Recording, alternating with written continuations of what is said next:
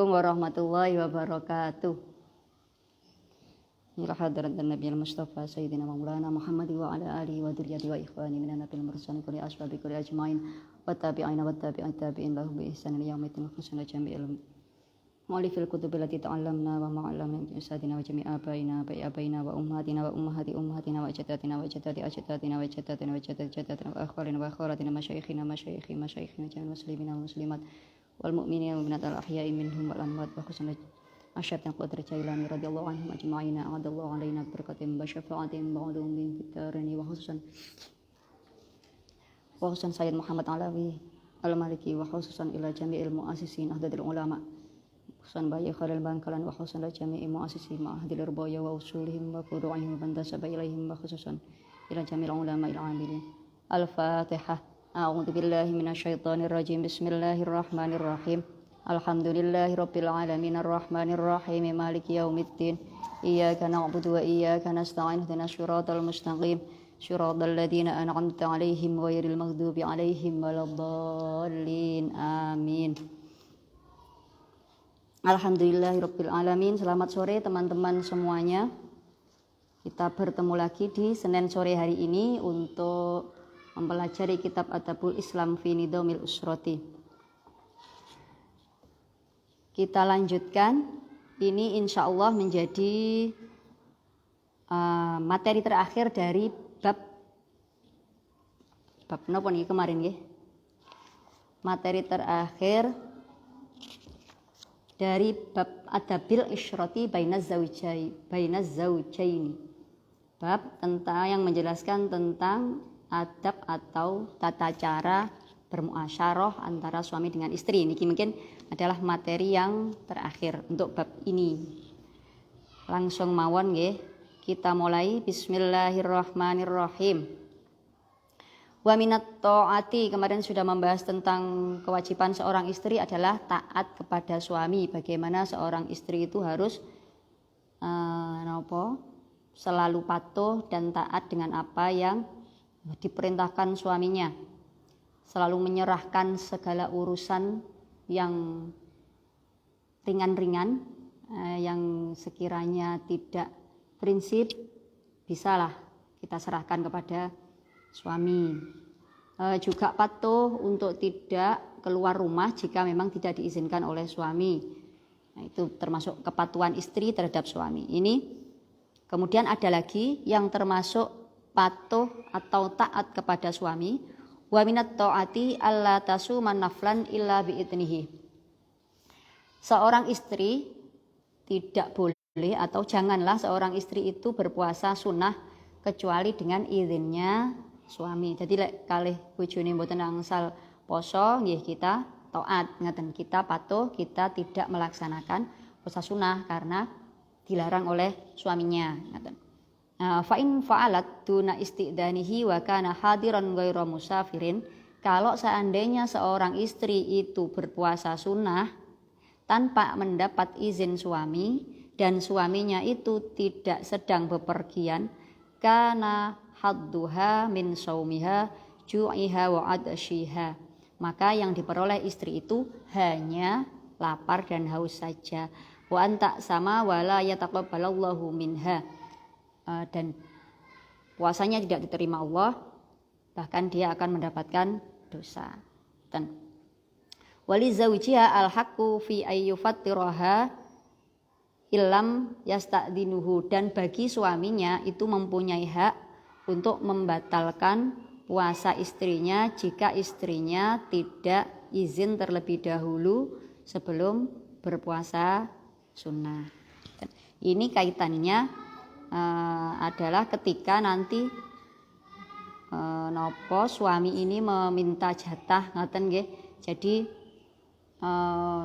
kalau ternyata istrinya itu sedang berpuasa sunnah, maka suaminya berhak untuk menyuruh membatalkan, dan istrinya juga harus taat atau patuh dengan membatalkan puasanya. Maka enaknya nggih seperti ini mawon. Kalau misalnya istrinya sedang puasa ditanya kok sedang puasa sunnah, ya nanti ditunda aja, nanti malam. Lah kalau seandainya kok suaminya ngengkel, ya istrinya dibatalkan aja, toh itu juga cuma puasa sunnah, bisa kita ganti dengan hari lain. Begitu saja, itu kan enaknya kan begitu, saling pengertian antara suami dengan istri. Nah, kalaupun misalnya si istri itu tidak izin terlebih dahulu kalau mau puasa sunnah dan siang harinya suami tidak meminta jatah, itu juga tidak apa-apa. Masalah nanti puasa kita diterima atau tidak oleh Allah, itu adalah haknya Allah. Nah, yang penting kita itu menjalankan ibadah dengan niat untuk lebih mendekatkan diri kepada Allah.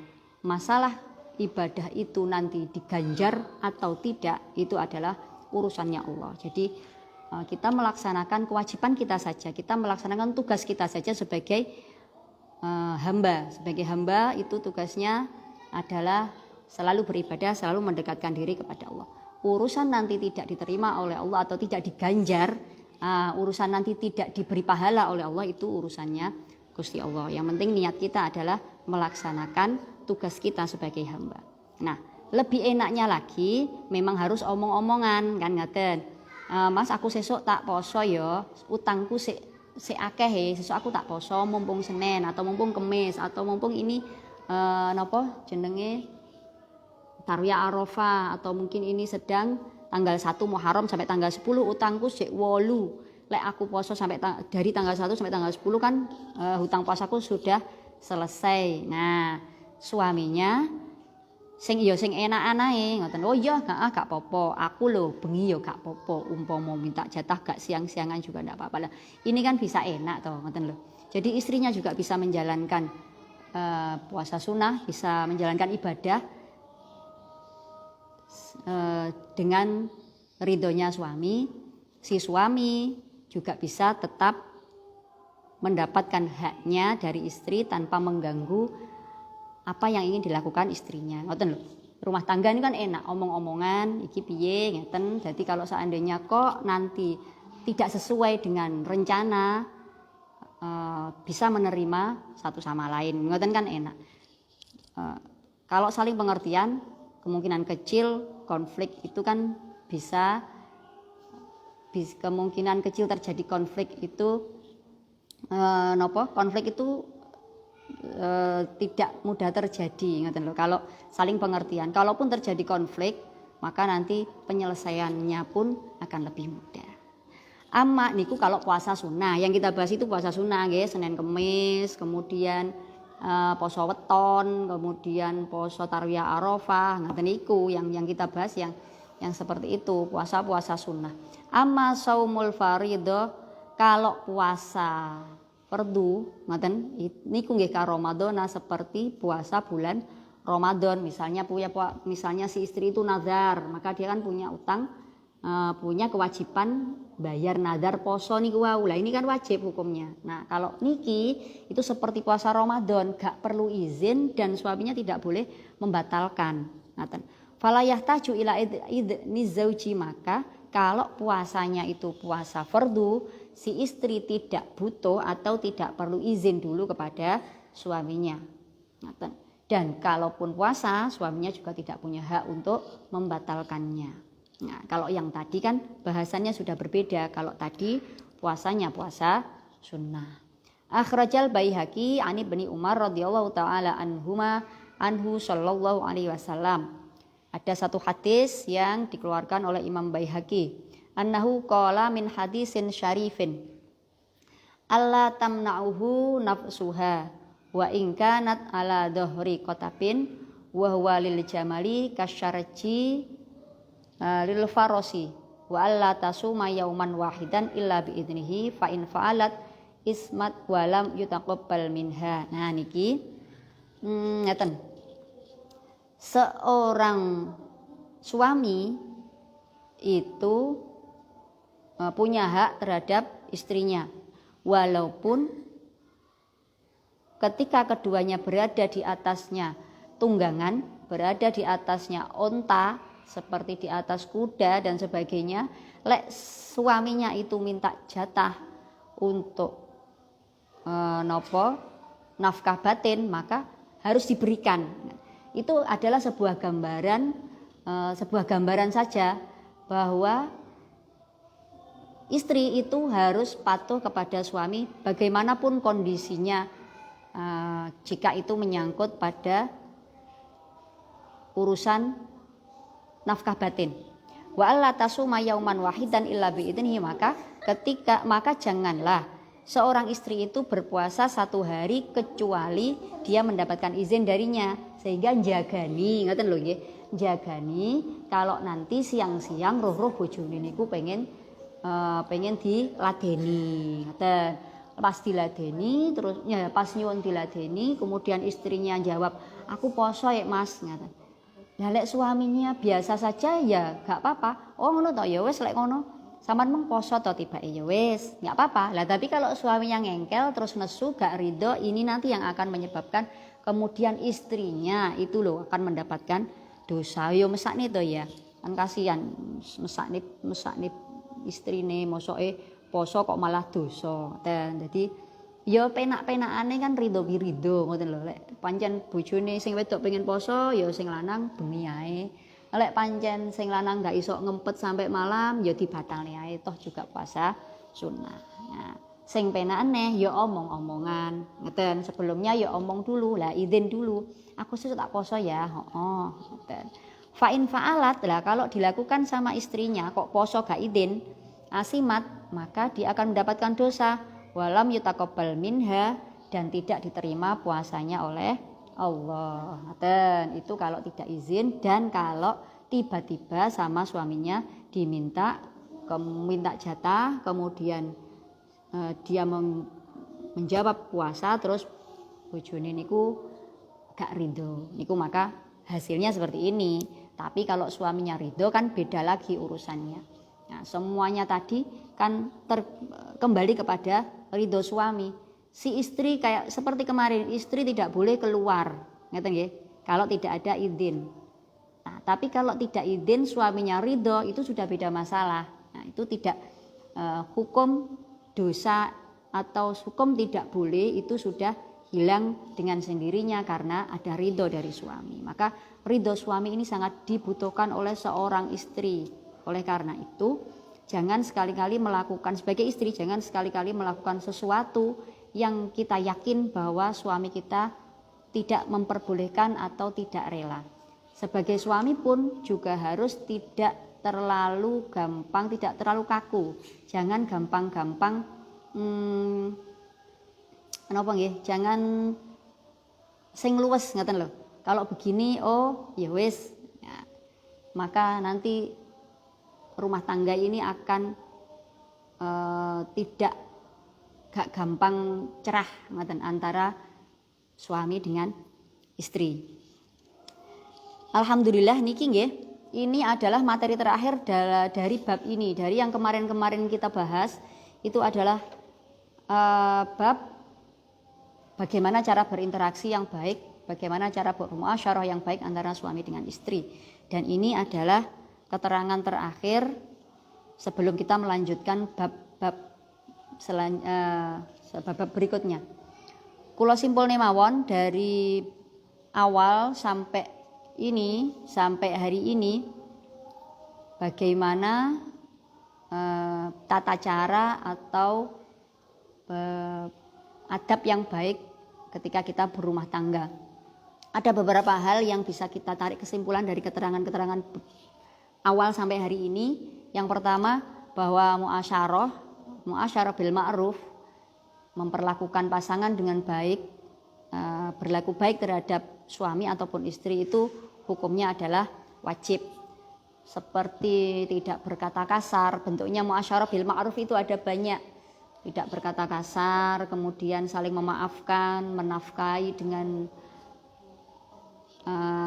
rizki yang halal, yang baik, mendidik anak, saling mengingatkan. Kemarin itu kan ada keterangannya. Kemudian tidak membuka aib, baik aib suami maupun aib istri, bisa menjaga diri dan kehormatan suami ataupun istri. Dan yang tidak kalah penting antara suami dengan istri dan termasuk muasyarah bil ma'ruf adalah saling mendoakan antara suami dengan istri, karena bagaimanapun kita tentu tidak bisa 24 jam mendampingi atau tidak bisa 7 hari dalam 1 minggu selalu bersama, selalu mengingatkan ataupun saling mengawasi dan lain sebagainya, tentu tidak bisa. Oleh karena itu melalui doa ini insya Allah ketika kita sedang tidak bersama pasangan, Allah lah yang akan menjaga pasangan kita. Kemudian yang kesimpulan yang kedua, bahwa dalam rumah tangga itu ada 2 kepala, ada 2 orang yang berbeda karakter, berbeda prinsip, berbeda hobi, dan yang jelas berbeda kelamin. Sehingga sudah pasti dengan perbedaan-perbedaan ini masalah akan timbul. Tinggal bagaimana kita menyikapi masalah tersebut. Sehingga untuk menyamakan persepsi, untuk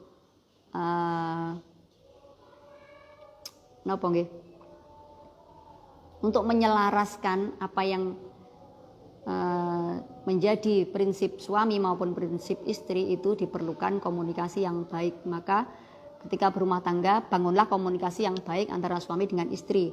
Jangan kakean batin, karena sebuah rumah tangga itu bukan aliran kebatinan. Maka ungkapkanlah nopo apa yang kita inginkan, apa yang kita mau, dan pahamilah apa yang dimau dan diinginkan pasangan. Dengan begini maka insya Allah setiap masalah yang terjadi dalam rumah tangga akan bisa kita selesaikan dengan resiko yang sekecil-kecilnya. Kemudian kesimpulan yang ketiga, dalam sebuah rumah tangga itu tidak mungkin tidak terjadi masalah. Dan pasti ada masalah yang terjadi. Karena rumah tangga ini adalah ibadah yang lama, yang paling lama. Kalau sholat mungkin hanya 10 atau 5 menit. Kalau puasa juga cuma 1 bulan. Kalau haji ya 40 hari mungkin. Tapi kalau rumah tangga ini adalah hubungan intens antara ibadah yang berhubungan intens secara langsung dengan manusia dalam waktu yang sangat lama. Setiap hari, setiap waktu bertemunya itu saja. Sehingga mungkin sangat besar kemungkinan masalah itu akan timbul. Sehingga sebelum berumah tangga, ketika berumah tangga itu dibutuhkan sebuah bekal yang cukup, bekal ilmu, bekal iman, yang paling penting itu bekal iman, bekal fisik dan mental juga. Ketika kita berumah tangga, jangan lupa untuk berniat membangun rumah tangga itu untuk selalu memperbaiki diri. Bangunlah rumah tangga dengan niat yang baik, selalu berubah untuk menjadi lebih baik, sehingga apapun masalah yang dihadapi, insya Allah akan selalu kita hadapi dengan ridho dan syukur. Semakin lama berumah tangga, semakin kita bersama dengan pasangan, yang ada adalah semakin rukun, semakin saling mengerti, semakin tua semakin bahagia. Itulah yang pasti diharapkan oleh setiap pasangan dalam berumah tangga. Dan ini tidak akan bisa terwujud jika tidak dilakukan bersama-sama antara suami dengan istri. Istri melampah kiambak mboten saged, suami jalan sendiri juga tidak bisa. Maka harus bersama-sama, harus dua-duanya jalan, harus dua-duanya mau saling mengerti, harus dua-duanya mau saling mengalah,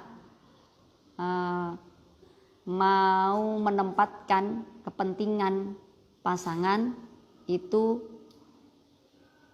lebih dahulu daripada kepentingan kita sendiri. Dan yang tidak kalah penting bahwa dalam sebuah rumah tangga itu saling terkait. Apapun yang kita lakukan pasti akan berhubungan dengan orang lain, tidak hanya kepentingan kita, karena di situ ada anak, ada suami, ada istri, ada keluarga. Sehingga ketika kita akan memutuskan sesuatu, kalau kita sudah berumah tangga, harus dipikir lebih mendalam, harus dipertimbangkan lebih jauh kira-kira apa efek bagi anak, bagi pasangan maupun bagi keluarga besar istri dan keluarga besar suami. Karena kita rumah tangga itu tidak hanya satu orang, ada banyak faktor yang berada di dalam sebuah rumah tangga. Enten anak, enten bojo, enten keluarga, ada lingkungan, sehingga apapun yang kita lakukan tentu harus dipikirkan kira-kira apa efek yang akan terjadi jika kita melakukan ini terhadap anak, apa yang akan terjadi kalau kita melakukan ini terhadap istri.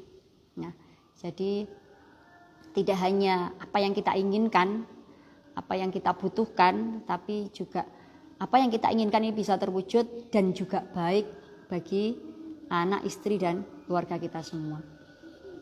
Alhamdulillah untuk bab ini kita sudah selesai. Insya Allah akan kita lanjutkan ke bab-bab berikutnya.